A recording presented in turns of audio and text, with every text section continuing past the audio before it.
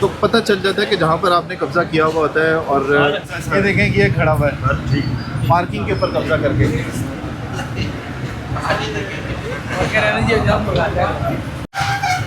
अब ये भावड़ा बाज़ार शुरू होने वाला है और यहाँ पे इस वक्त ऑपरेशन हो रहा है।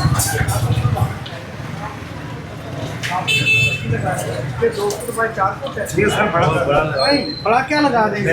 मैंने जब आपको क्या कि गया हूँ, आपने कहा जी हम कर लेते हैं। यार मैं जो बात मैं कह रही हूँ वो तो नहीं ना की।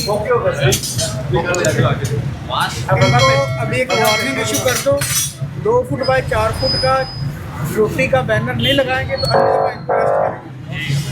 2 फुट बाय 4 फुट का डिफाइन कर दिया गया है कि 2 फुट बाय 4 फुट का बैनर लगाना है और रोटी के लिए आपको उसका रेट लगाना है। अगर उससे छोटा लगाएंगे तो जुर्माना हो सकता है।